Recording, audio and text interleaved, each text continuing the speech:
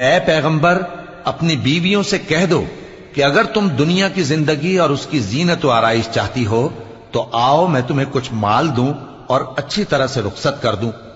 اور اگر تم اللہ اور اس کے پیغمبر اور عاقبت کے گھر یعنی بہشت کی طلبگار ہو تو تم میں جو نیکوکار ہیں ان کے لیے اللہ نے اجر عظیم تیار کر رکھا ہے۔ اے پیغمبر کی بیویوں، تم میں سے جو کوئی کھلی ناشائستہ حرکت کرے گی اس کو دونی سزا دی جائے گی، اور یہ بات اللہ کو آسان ہے۔ اور جو تم میں سے اللہ اور اس کے رسول کی فرما بردار رہے گی اور عمل نیک کرے گی اس کو ہم دونا ثواب دیں گے، اور اس کے لیے ہم نے عزت کی روزی تیار کر رکھی ہے۔ اے پیغمبر کی بیویوں، تم عام عورتوں کی طرح نہیں ہو۔ اگر تم پرہیزگار رہنا چاہتی ہو تو کسی اجنبی شخص سے نرم لہجے میں بات نہ کرو، تاکہ وہ شخص جس کے دل میں کسی طرح کا روگ ہے کوئی امید نہ پیدا کر لے،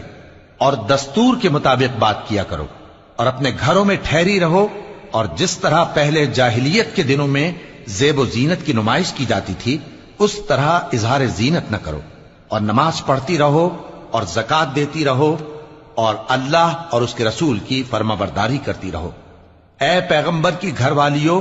اللہ چاہتا ہے کہ تم سے ہر طرح کی ناپاکی دور کر دے اور تمہیں بالکل پاک صاف کر دے، اور تمہارے گھروں میں جو اللہ کی آیتیں پڑھی جاتی ہیں اور حکمت کی باتیں سنائی جاتی ہیں ان کو یاد رکھو، بے شک اللہ باریک بین ہے،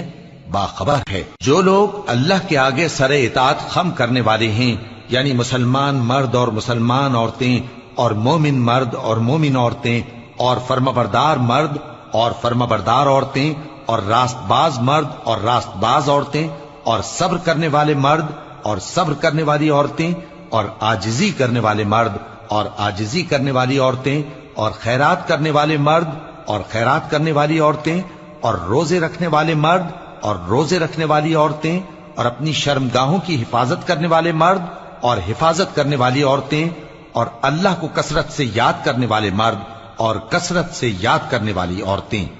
کچھ شک نہیں کہ ان کے لیے اللہ نے بخشش اور اجر عظیم تیار کر رکھا ہے۔ اور کسی مومن مرد اور مومن عورت کو حق نہیں ہے کہ جب اللہ اور اس کا رسول کوئی بات طے کر دیں تو وہ اس کام میں اپنا بھی کچھ اختیار سمجھیں، اور جو کوئی اللہ اور اس کے رسول کی نافرمانی کرے وہ بالکل